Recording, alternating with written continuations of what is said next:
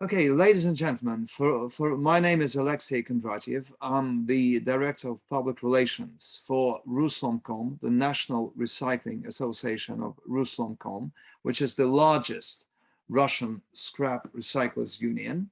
We have also metallurgy companies as members and lots of scrap companies. We are the largest national union of scrap processors in Russia, because first I have to make this introduction. Over 300 companies, and all the largest companies are within our union. So we are a fairly big organization, very reputable in this country. Also today we have a holiday. Today is our, Russia's Independence Day, official holiday, but we have an important event. So even on holiday, it's a pleasure and an honor for me to be here. Also, I'm the editor-in-chief of, or the chief editor of RusMet agency, analytical and information agency, which covers metals markets, scrap metals markets, and commodities markets. Yeah. We have here a joint presentation. We have here a joint presentation. Thank you, Mr. Alexey. Just to interrupt you, I think.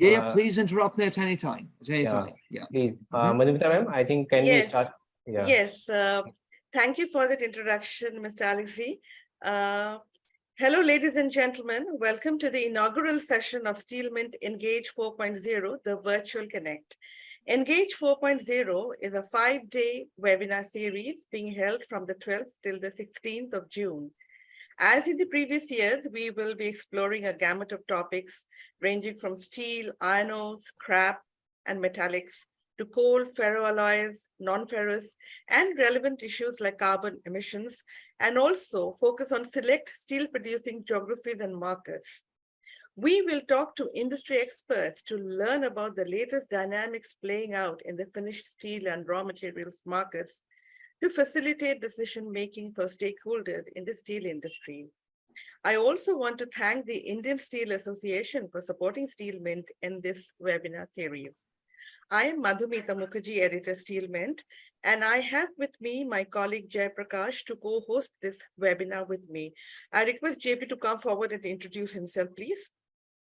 Thank you, ma'am. I'm Jay Prakash Sahu. I'm looking after scrap and recycling market. It is really an we are really excited for this session, as in a current geopolitical scenario, Russia has a very significant role in scrap industry, and now we have Ruslam.com representative who will enlighten us, means how Russia can contribute in global scrap supply going forward. Thank you, JP. Thank you, JP. Now, the topic that we will discuss today is, can Russia be an alternative source for South Asia amid the EU's scrap export ban talks? Ferrous scrap is now being called a raw material for green steel making, and most countries are proactively adopting measures to safeguard their scrap. As per a report, 43 countries have already restricted exports of ferrous scrap, while every third of them has banned exports of the same. The European Union's ferrous scrap in future will only be exported to OECD countries because the EU has envisaged a de facto scrap export ban to all non-OECD countries. The EU 28 is still the largest steel scrap exporter in the world and had exported 17.60 million tons in 2022, but which was actually 9.4% down year on year. Russia does not feature among the top 8 ferrous scrap exporters. And in fact, the Russian government is looking to nearly triple its export duty on ferrous scrap to euro 290 per ton, and also bring in a 3-month quota for up to 8 lakh tons that could be exported at a lower tariff of euro 100 per ton. Now, both the new tariffs and the 3-month export quota were to come into force from May and stay in effect till end of July. Russia had a euro 100 per ton duty in effect since January, which has already hampered its exports. Now, volumes dropped 94% year on year to 40,000 tons in January, February this year, from over 7 lakh tons in the same 2 months last year. Because of the ongoing war in Ukraine, deliveries of scrap from the Black Sea are still completely blocked, and deliveries through the port of St. Petersburg are also almost stalled, except in isolated cases. So against this backdrop, we have a very eminent speaker here with us. Without further ado, I would like to call upon Mr. Alexey V. Kondratiev. He has already introduced himself, but let me once again say that he is the Public Relations Director of the National Recycling Association of Russlom.com and Chief Editor, RusMet Rating Agency. He's an expert in government relations, public relations, and business development. Previously, he held top positions in leading companies in Russia and also wrote a column on finances and markets in a Russian magazine. Over to you, Mr. Kondratiev. Thank you. Thank you so much. Brilliant introduction. And I think, obviously the topic that you're speaking about is very acute and is highly interesting. So indeed, I would like to follow with a presentation which we have jointly prepared with my boss, director, Mr. Kovshevny, who's the head of Russlom.com Association, which I have explained a little bit about, and also, of course, actively works in RusMet, which is the analytical and information agency covering metallurgy markets, metal markets, scrap markets, and commodities markets in Russia, and is now becoming probably the leading agency in the field, specialized agency in the field in Russia. So the topic of the presentation is, can Russia be an alternative source for South Asia amid the EU's scrap export ban talks? It's obviously a very complex issue, which means I should address several things, several points regarding, first and foremost, I'll give you a very brief outline of the presentation in general. The main questions that I'm going to cover today is, the first one is Russia's domestic scrap generation and consumption trend. Then it is export status quo with the EU and the CIS being the Community of Independent States, which is actually the post-Soviet Union countries. Then I will speak about export possibilities of South Asia, taxes and policies, supply-demand outlook in the near term, and eventually, can Russia be an alternative amid the EU's scrap export ban talks? So to start with, slide number 3 shows you Russia's domestic scrap generation and collection trend.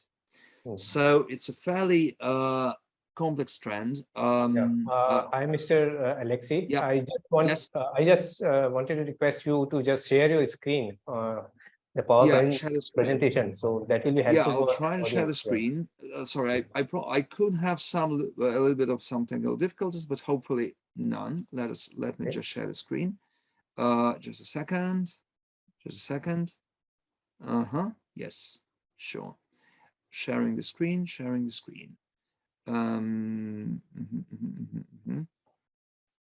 Yes. Is it working? Yeah. Is it working now? I know. Yeah. Okay. Yeah, this will really be helpful. Thank you. So I will continue speaking about various important trends in Russia's domestic, and please look at the chart at this table very attentively, because this gives you a very unique picture of Russia's domestic scrap generation and collection trend. It's covering in metal scrap, ferrous scrap, stainless steel scrap, copper and brass scrap, aluminum scrap, lead scrap, and all other scrap metals, zinc, tin, titanium, and others. So we are covering, obviously, scrap generation, end-of-life scrap generation cycle, and the percentage end-of-life recycle rate. So you can see the years which are being analyzed is from 2021 to 2030. And you can see the trends in ferrous scrap. You can see the stainless steel scrap figures there, copper and brass, aluminum scrap, lead scrap. So the percentage change, you can very clearly see that only by the year 2000, by the year 2030, we can see in ferrous scrap 33%. I mean the EOL rate, right? The percentage rate. We can see stainless steel scrap 49%, copper and brass scrap 28%, aluminum scrap 50%, lead scrap 85%, and all other scrap metals, which I have spoken about, which is zinc, tin, titanium, and others, 25%. So in general, the conclusion is that the recovery of the industry fully, because right now the industry is facing a crisis here due to a number of reasons. Well, one of them being actually the COVID crisis, of course, because it really affected the industry, and we had several other serious implications, such as duties on exports, which really have seriously affected the industry, the scrap collection and processing industry, not in a positive way. So I can very definitely say that the recovery of the industry is only possible from 2030 without personal tax income reform, taking into account sanctions and restrictions on scrap exports. So, but we hope that these things are going to be removed. We can see now that it's a trend, you know, also in the EU, because I personally took part in the BIR, Bureau of International Recycling Convention.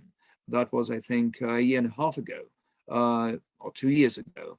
And when this ban in the EU was only just, they only started the discussion, and BIR was actually against it. I was at that convention in Brussels. I personally attended it. So, but we can see that this trend also affects Russia, but however, not in such not in such a grave way, not in such a serious way. And I'll keep speaking about that later. I will show you that Russia, yes, can be. You know, I'm a little bit going forward, but Russia can be an alternative. But the answers will be in my last slide of the presentation. So now going forward, sorry with my presentation. Okay. Right. You can see the next slide, right? Can you? Yes, we can. Yeah, I hope you can. Yeah, sure. So this slide speaks about steel scrap consumption trend, balance of Russian steel scrap market currently, which is years 2019 to 2022, year on year. And we can see consumption. We can see export to Belarus, which is a very large market and Russia's, you know, closest ally. We even have a so-called union state, which is sort of one you know, a territory which has many customs rules and other rules which are similar to both Russia and Belarus. You can see import numbers, export numbers excluding customs union, the so-called customs union, which is again the ex-Soviet Union territory. You can see scrap collection numbers. You can see share of export. So again, you can see here change January, December regarding you know, the same period of the current year. So this shows you in general that the decline of stainless steel scrap export exists, and in average it's minus 74%. So this is one of the most obvious trends that we can see these days. Now, the next slide shows you that in 2022, steel mills prefer primary resources, which is quite, you know, seems an unexpected trend, because obviously scrap is a very ecological resource. It's a very beneficial resource for the economy, for the ecology. But you can see that the consumption of steel scrap in Russia here shows you type of steel production, steel mills. You can see the traditional steel mills and electric arc furnaces, you know, in the second column, steel mills, electric arc furnaces. Then we're covering steel pipes. 5 plants control 80% of steel pipes market in Russia. And in the final column, you can see the sum. And the change is minus 25.2%. So this is to say that steel mills generally, they prefer primary resources. This is due to a number of factors. We do not believe that this trend will be very long-lived, but still at the moment this is the case. Russian steel mills prefer primary resources. And the prices, the prices obviously on domestic scrap drop, but the industry currently is not in its best shape domestically. It will be, but currently it is facing a domestic crisis. Now, you can see in the next slide, which is we're starting to answer the question which you have asked initially. In 2022, export of steel scrap fall down on 88%. 2080 scrap prices in Turkey and average prices on Russian exporters. You can see here in the chart the price in Turkey, CFR. So this gives you August to September prices from the year 2020 to year 2022. So it just shows you what's happening on the market. You can see the sum in Rostov-on-Don, St. Petersburg, Vladivostok being the main ports, right? So St. Petersburg is obviously the northern ports, and Vladivostok is in the far east of Russia. So you can see that in general, the trend here is quite obvious, which we can see from this chart in almost all of these trends. Now, we obviously are a very large industry.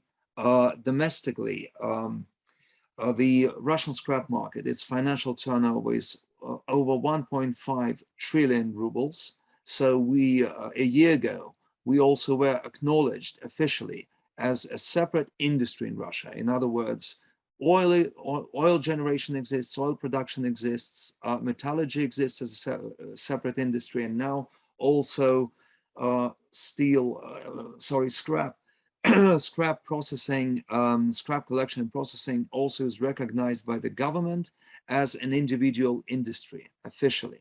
So obviously we are very heavily regulated. We are under a lot of pressure and influence from the government. So the Russian Ministry of Industry and Trade is our main regulator. So here the Russian Ministry of Trade, policy of export restrictions or export regulation. Here we are in this slide, we are asking the question. So plus we can see sanctions against Russia, which everyone is aware of, obviously.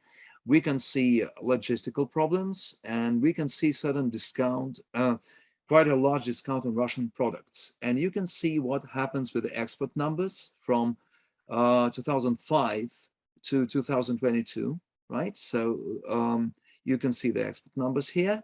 You can see share of export in scrap collection, which obviously has fallen from, you can see in the year 2005, it was 40%, and gradually it is dropping. And so we can see that even in 2021, it was 11%, still a considerable figure, obviously very different from the previous ones, but still it's a considerable figure. But you can see a very immediate, sharp drop in 2022, 1.9%. So you can see that currently we are facing a problem with our regulators, with the policy, and obviously we're working to improve that, to change that. So this is also happening. This is also taking place, okay? So now further to steel scrap prices in Turkey, because obviously Turkey is a very large buyer of scrap. It's a very large market for Russian scrap. And you can see steel scrap prices in Turkey 2019 to 2022. How export restrictions in Russia affect this process. You can see what the price looked like without restrictions in 2019. It's quite, a normal and stable behavior of prices. You can see quotas when they were first introduced, how they affected the prices. Then without restrictions, obviously, the market started improving again, and the prices started improving again. And you can see the famous, infamous, in the year 22, the 100 euro ban of exports. So that's the tariff, that's a quota. And you can see immediate drop. So you can see how the prices were affected.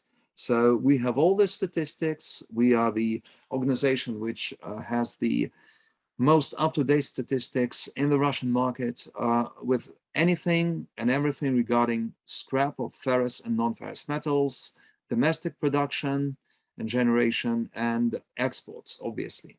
So proceeding to export of Russian steel semis and steel scrap in the years 2020 and 2022 in millions of tons. So you can see here, let me show you the presentation here. Can you see the slide? Yes. Yeah. So you can see the years. You can see all the numbers here, what's happening with the prices again. And you can see that the trend, we can also witness a very new trend here, which in general, it's come to Russia from the world markets, we would assume. And the trend is to build electric arc furnaces, induction furnaces, microplants in export-oriented regions of Russia. We must also admit that India, to a very large extent, was an example of this. So we are thankful also to India for this trend. And this trend really is taking place now, and we are using India's experience, and we're sharing the experience of India in microplants to process scrap, to work with scrap processing. And in export-oriented regions of Russia, this microplants trend is taking place. So you can see the numbers here in the right column. Okay. Now, it's very important also for our government to understand, because you know, when export ban, well, not an export ban, but export quotas and export tariffs were introduced domestically, the argument is that Russia is lacking its own scrap, that we do not have enough scrap for domestic consumption. However, I should give you an overview here of the metal stock of Russia in millions of tons. So you can see Russia is actually has a surplus of metal stock. It's a country proficient in metal scrap. So, and we have industries with great amount of metal stock in millions of tons, and share of, and you can see here the share of scrap generation. So railways, a fairly important industry, which is 4.9% of the general share of scrap generation. You can see the housing sector, 2.9%. You can see machine building, 15.2%. Household metal fund, 4.6%. Energy, 3%. Ferrous metallurgy, 3.1%. Construction, 2%. Agriculture, 4.5%. Also chemical and petrochemical industry, 6.8%. So the average growth is plus 17.4 million tons from 2013. So once again, you can also see here trade and catering, 5%, municipal economy, 1.6%. So the point is that Russia in general has a great amount of metal stock. It is a characteristic feature of the country. So, however, the efficiency of scrap metal collection in Russia is 2.5 times less than in the countries, for example, the European Union in 2022, in most developed countries. And when I visited the BIR, the Bureau of International Recycling Convention, we also touched upon this issue, that Russia has vast opportunities to increase the efficiency of scrap metal collection, because now it's lagging behind massively. So you can see that the numbers for 2021, 39%. You can see the generation of old scrap was 53.5 million tons, and collection of old scrap was only 21 million tons. And you can see the generation of scrap in 2022 stayed more or less the same, about 54 million tons, and the collection dropped because now it's 14 million tons only. And I've explained some of the reasons being that we had those export restrictions, we had drop in prices, and all this really heavily affected the scrap collection and processing industry in not a good way. So, and the rest is not collected scrap. And as you understand, scrap cannot stay there forever.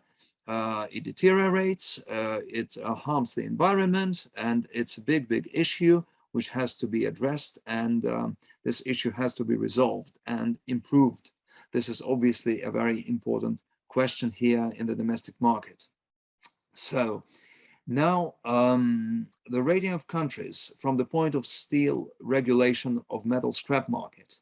Here's a certain rating which shows you that in countries with a high level of collection of old scrap, there is no personal tax for private persons.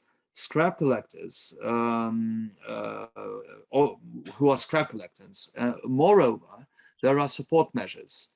And we here in this market are very keen to remove this personal tax, obviously, for scrap collectors, because in other countries, on the contrary, there are unsuccessful attempts to levy income tax, and there are no programs to support scrap collectors, cashless payments, grants, and subsidies.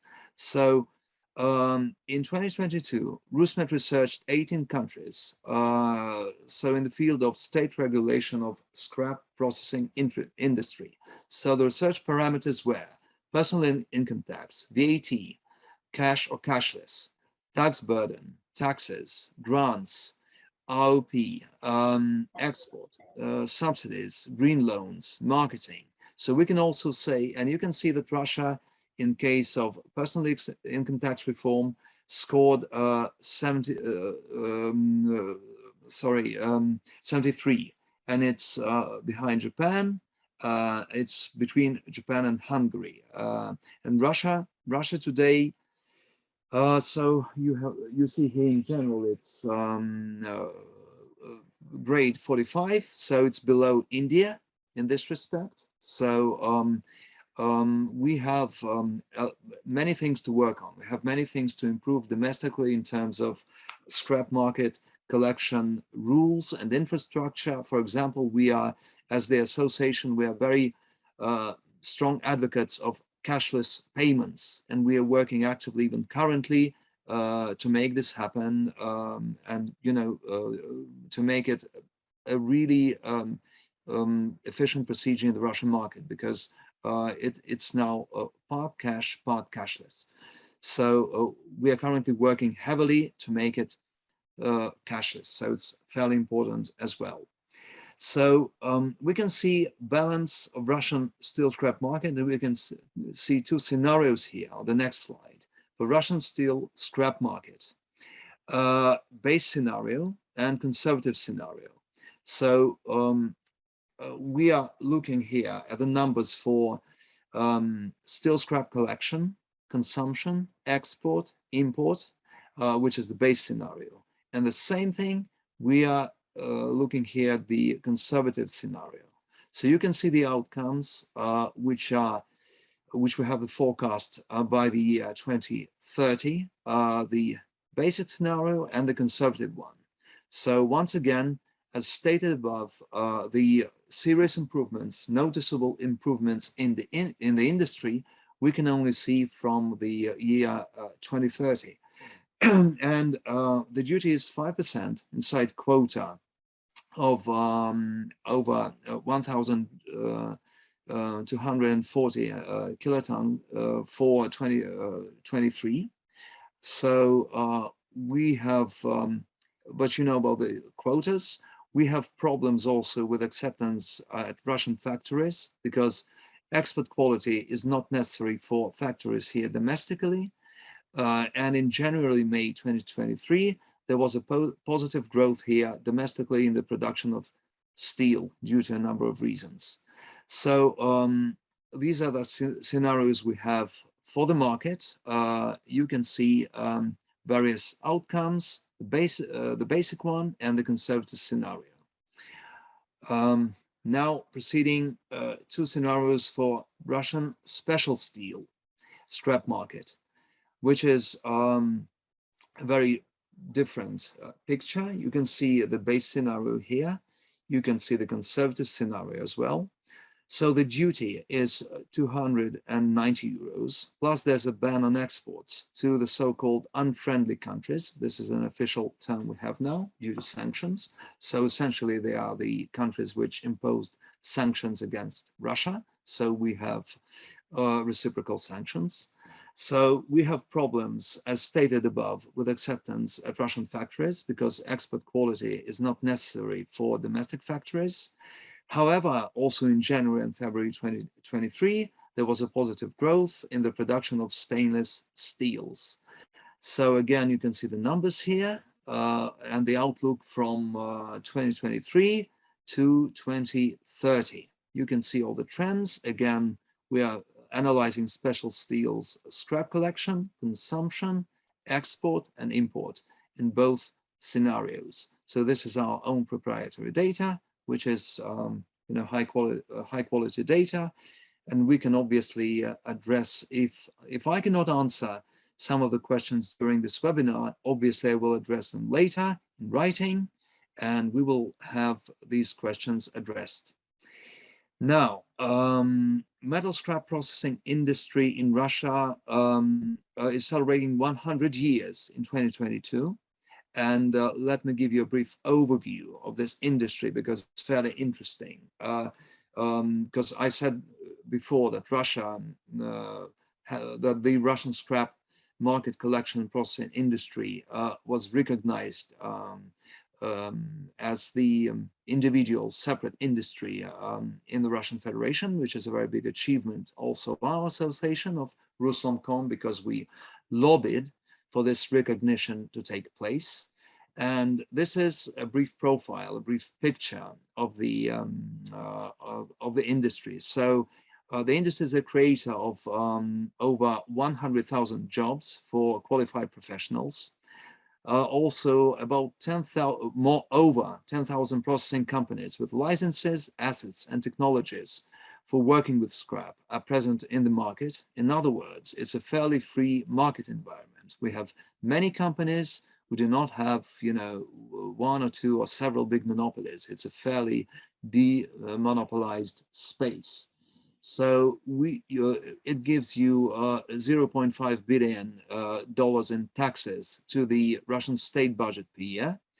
So the turnover of the financial resource on the market is over $20 billion, which I also gave you the number in Russian rubles, which is 5.5 trillion. So the metal scrap generation annually is over 50 million tons, 20 to 30 million scrap collection, or less.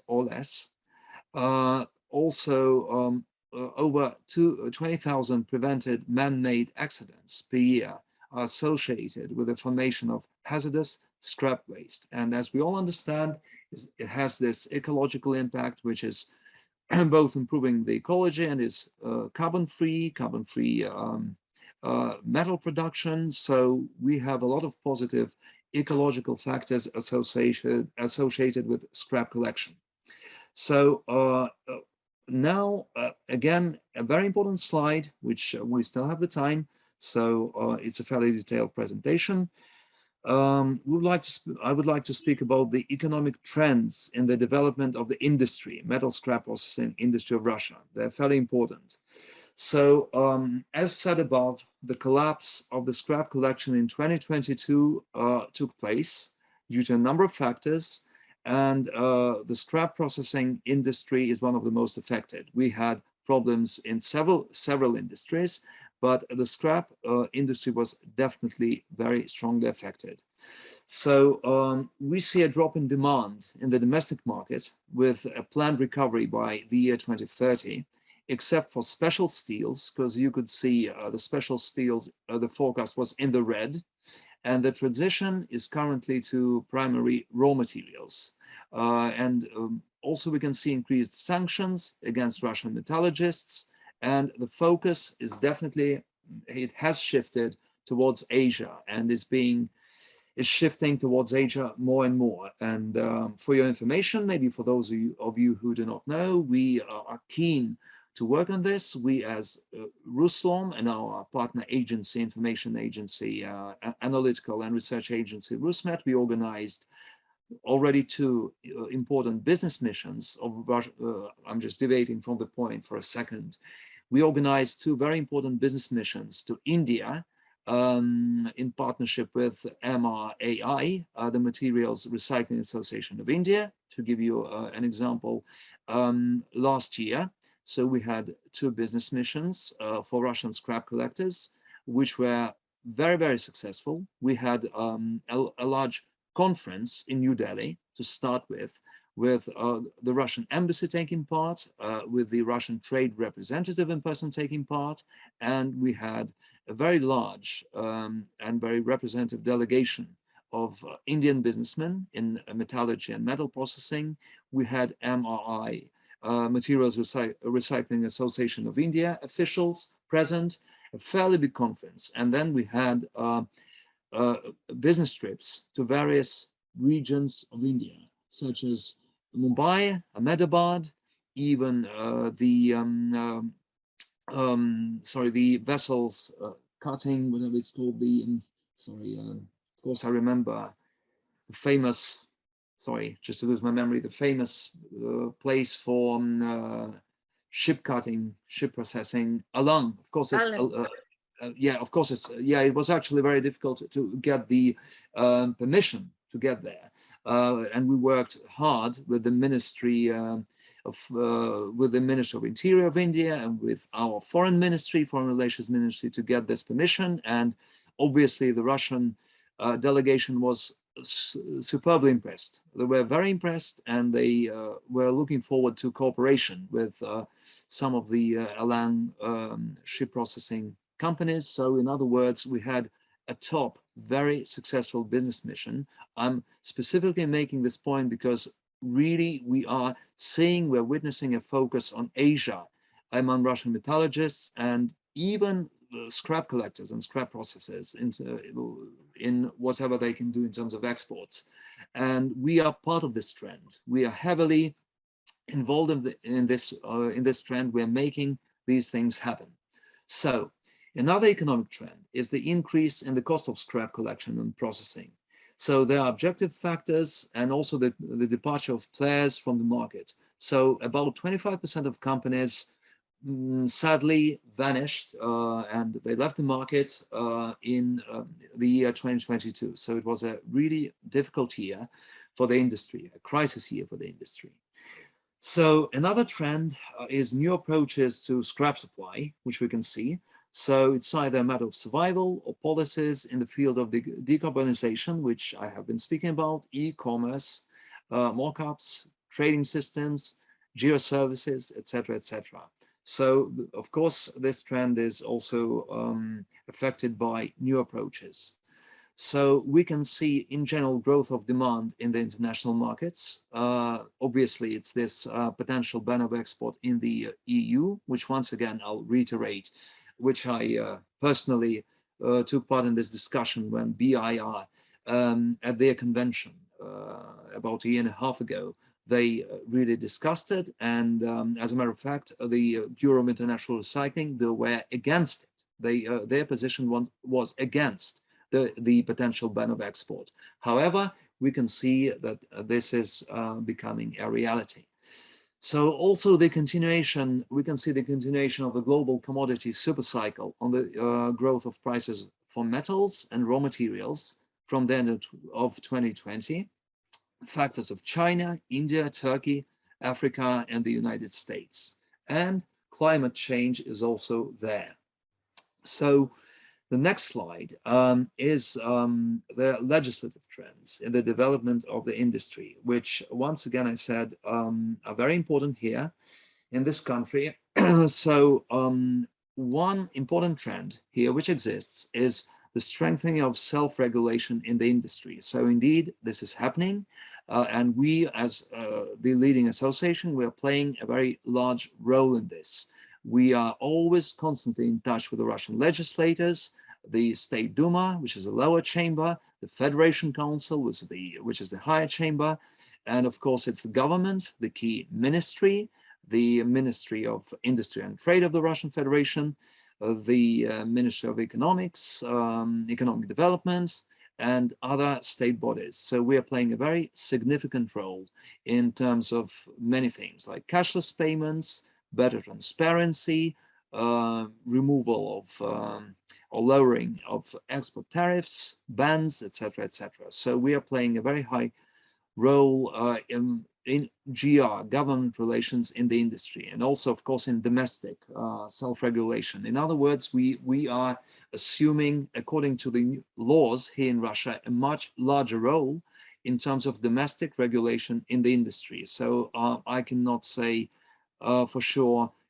what the trend, for example, is in India in terms of self-regulation in the industry. I understand it varies. It must vary from state to state, because as a lawyer, I know generally that you have a fairly diversified interstate legislation. And correct me if I'm wrong, but I think this is the trend, because my degree is in international law. And of course, I do not know Indian law in detail, but I understand in general, it must be the case, given that India is such a diverse country. You could have very diverse legislation between the states, various states of India. So here, yes, we are assuming as the association a much larger role in regulating the industry here. So you can obviously turn to us for many issues regarding the industry regulation. That is for sure. So we can see transition to non-cash payments, personal income tax reform. We can see extension of agency VAT on the entire chain of non-ferrous scrap and alloys, reverse VAT. We can see continuation of the policy of restructuring the export of scrap metals, and the association here does not agree. You understand that we are not supporting the policy which restricts the exports, which their large export quota and the export ban. This is not what the association supports. Same thing like the Bureau of International Bureau for International Recycling is not supportive of the EU ban and restrictions on exports. So we are pro-market. We understand that Russia has sufficient supply and sufficient assets of scrap, of metal scrap. So therefore, we're not supportive of this trend. So we can also see stimulating the collecting of hard to recover scrap.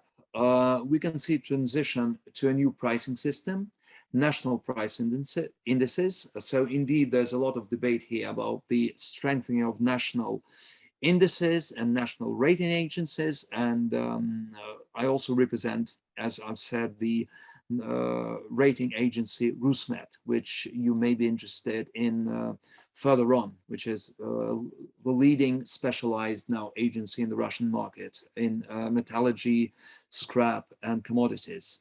So, and then the trend is disposal, recycling of decommissioned vehicles. There's a lot of debate and initiatives in this field, and it will give the industry hopefully a new boost when it takes place.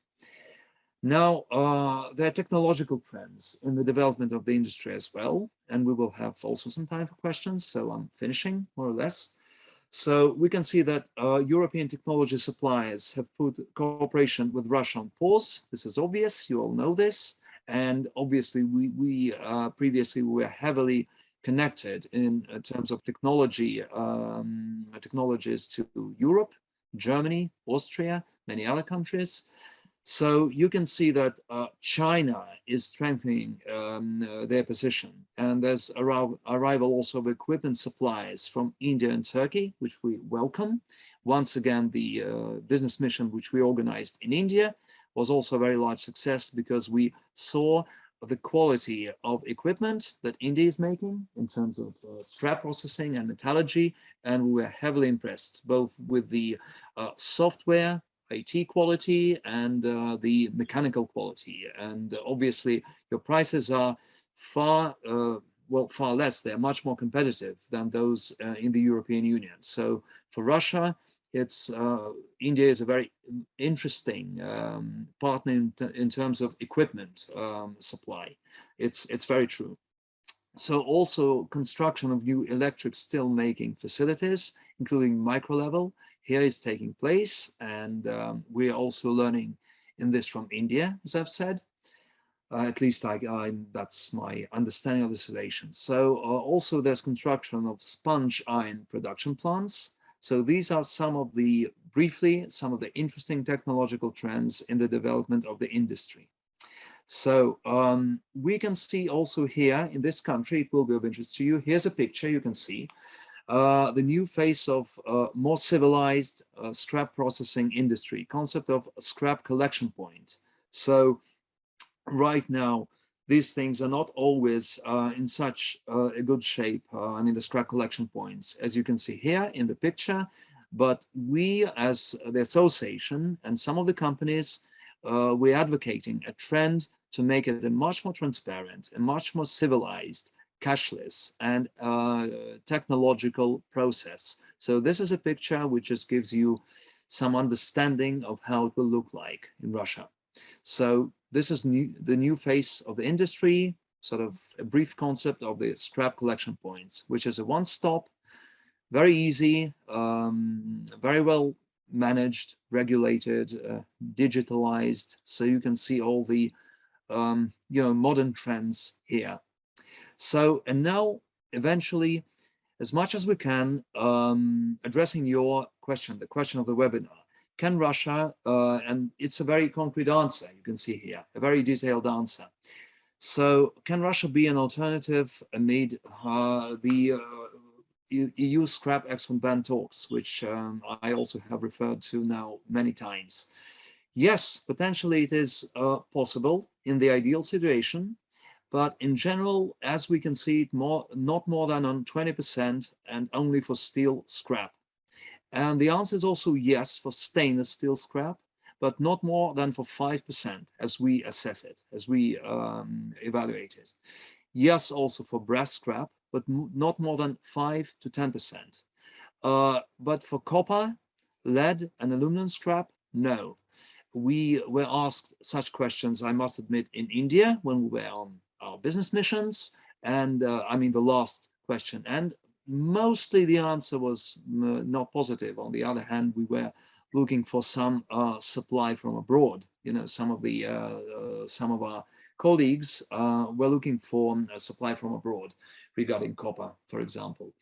So the ideal situation is that we have full technological and financial cooperation with Asia, that we have new transportation corridors, that we have, abolition of sanctions, that sanctions are dropped, that we have this reform of personal tax for scrap collectors, that we have export stimulated by the government instead of restrictions being imposed. And we have a very successful program for end-of-life vehicles recycling. So this is the ideal situation. And you can see above, it says, yes, potentially in an ideal situation. And this is the explanation of this ideal situation below. So if the situation is like this, and not all factors which I'm stating here in the ideal situation are guaranteed, no, not at all, then we believe these numbers will generally take place. So in brief, this is the presentation. I hope this addresses your question in general. I hope it gives you a very a very detailed picture of the Russian scrap processing, collection and processing industry. It gives you some of the trends, our view of cooperation with the outside world, both our ex-European partners, what's happening, and Western partners, and our outlook, our shift towards Asia, and how we can serve as an alternative our market. So Viktor Kovshevny is the director of Ruslankom National Recycling Association. He is a very prominent person here in Russia. I once again apologize that he was unable to be present here in person today and to make this presentation, because he's on a plane now. Basically, he's on a business trip and he's just flying in a plane. So I'm the director of public relations. I've been introduced, and I introduced myself, and also the editor-in-chief of RusMet Analytical and Information Agency. So I hope you have got a general picture, and I tried to address most of the issues, and maybe as much as I can, I will try to answer your questions, and ending the demonstration of my screen now, if you don't mind. Okay. Thank you, Mr. Alexei. Thank you very much. That was a very, very in-depth presentation. Now we have time for just a few questions from our side, sorry, and then let me just work on to end the demonstration on the screen so that I can work further. Oh, sorry, no.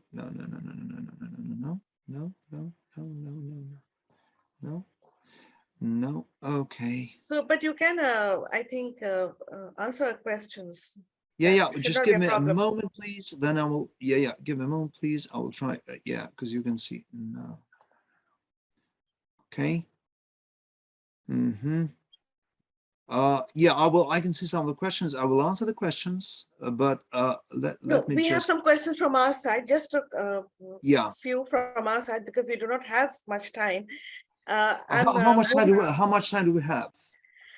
We actually don't have any time at all, but we'll try to squeeze in a few. We'll try to squeeze in a few. All right. First question is, we would like to know the larger implications of the raised tariffs and also the 3-month quota at a lower tariff. Now, these look protectionist. On face, these look protectionist.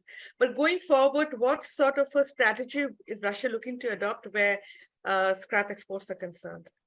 Right. Can you see me, or can you see the screen? Can you see me, or can you see the screen? We can see you. We can see you. We can see you. You can see me, not the screen, right? Okay, good. Yeah. So now at least I can be answering the question. So your question would be about, of course, the larger implications of raised tariffs, right, on scrap metal, all these things. Okay. In general, the raised tariffs, I think, on as much as I can answer, on scrap metal, and well, they could have several large implications generally for the global scrap market. Firstly, it could lead to, I think, to a decrease in the supply of scrap metal in the affected markets, which obviously could drive up prices. Secondly, it could lead to a shift in trade patterns, because buyers look for alternative sources of scrap metal outside the affected markets. Then finally, what it leads to is the increased competition among scrap market suppliers as they seek to fill, the gap between left by the affected markets. So in this context, Russia generally could play, as we hope, a significant role in scrap exports. So particularly to markets that are affected by the raised tariffs and quotas. So Russia, in general, I'm just giving you a general answer as much as I can. So has a significant supply of ferrous scrap. I made this clear, and it has proximity to several key markets in Asia. So it is an attractive source for buyers. So additionally, also Russia has been investing in scrap metal industry in recent years. It has helped to improve the quality and quantity of scrap metal exports, in theory, generally. So, but as you know, Russia faces several very serious challenges in the scrap metal market, including this, the problems that we have due to, internally, meaning the tariffs and quotas, and So these challenges, they limit Russia's ability to increase its scrap metal exports to certain markets. Well, obviously they fully limited to Europe, and they also limited to Asia. I've given you some of the numbers which I presume are relevant. And so, but overall, Russia, I think, in general will continue to play an important role in the global scrap metal market, particularly in markets that are yeah. So in general, so we will need to further move to navigate several challenges, including trade barriers, those geopolitical tensions, and we will fully realize, hopefully, the potential in this market. So more or less, this is how I view it. Yeah, thank you, Mr. Alexei. I think you have already answered most of the questions in the presentation. Yeah, in the presentation, that was my purpose. Yeah. Yeah, one thing you mentioned that I think the steel production has came down 25% in 2022. Also, the consumption has come down to 25%, but yeah, the collection has improved 25%. So overall, if we can see, there is excess scrap in the market, and scrap as a commodity is perishable, and we cannot store it for a long time. You have also mentioned that there may be changes in the policy by 2030, but it is not going to change. As of now, the current situation, you have projected that it is not export friendly. There is export tariff of 100 euro per ton of metal scrap. So it is not feasible right now. Also, you have mentioned that for stainless steel or alloy steel, and also for the non-ferrous scraps, the export is almost infeasible, as there is export duty of 290 euros in SS scrap. Absolutely. So I had a question, means just to protect the scrap market in Russia, is there any changes which you are seeing which may come in within 1 or 2 years, so that scrap export may start? Is there any possibility, or we have to wait for a long time? Yeah. Thank you. It's a very good question, because it's always difficult to assess the legislators and the legislative trends. But let me try to give you my objective view of this. I think in general, I'll try to give a very cautious and objective answer. So now I will even speak slower, thinking about this in detail.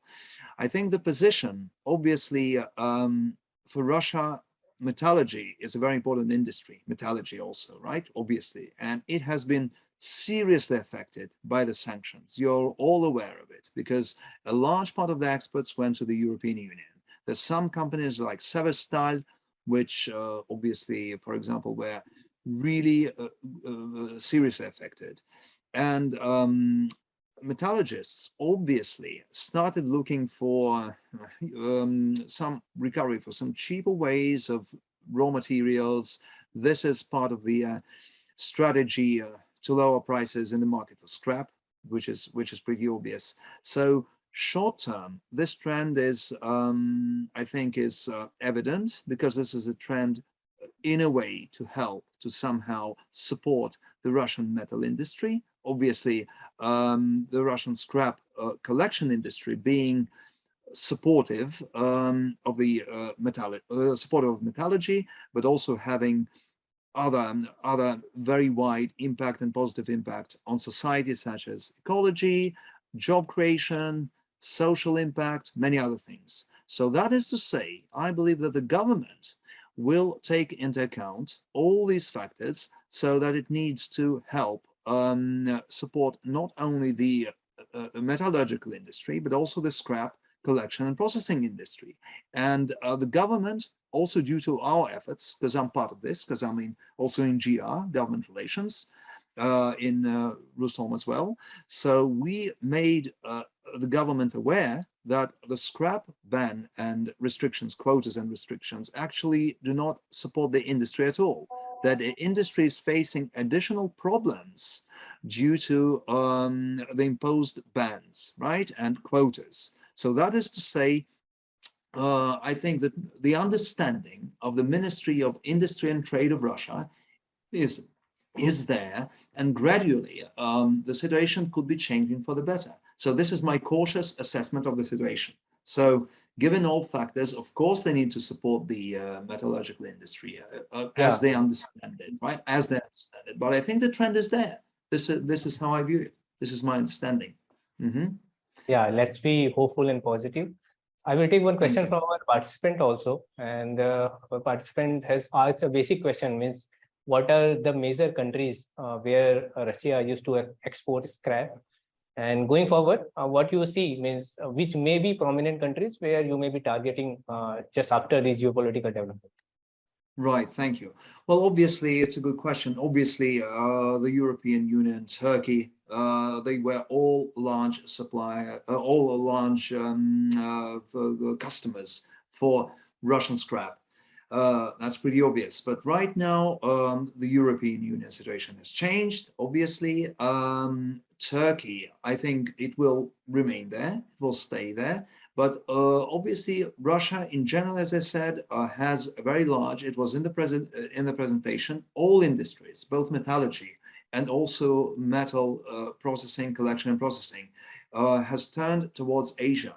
So I can see that obviously China, Turkey, maybe some other Southeast Asian countries, India, they're going to face more cooperation with Russian scrap collectors and processors. This is obviously a trend already happening, and it will take place more and more, because definitely Russian Asian ties, and especially also Russian Indian ties, are going to be closer and closer, both in the field of metallurgy and scrap collection and processing.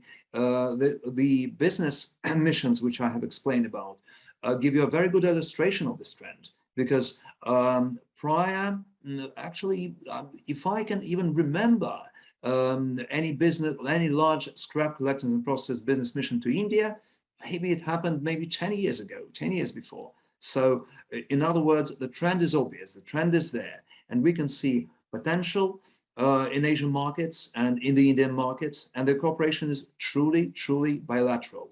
It is, you have also the technologies, you have the equipment, and you have need for certain positions in export, in scrap export, and we also have needs in such positions as well. So I believe that's hopefully it answers your question in general. Okay. I'm squeezing in one last question. Because we are really tight on time. Now, prices in 22 were very volatile. Now, going forward, what is your forecasting on the ferrous scrap pricing trends, especially for the scrap emerging out of Russia, given the geopolitical situation, the extended geopolitical situation? Quick. Quickly, the pricing trends. Yes. The pricing. Yeah, sure. Okay. Well, given that really difficult geopolitical situation, which, because I said before, we are facing internal restrictions and internal problems on the one hand, and we are facing these external pressures and sanctions as well.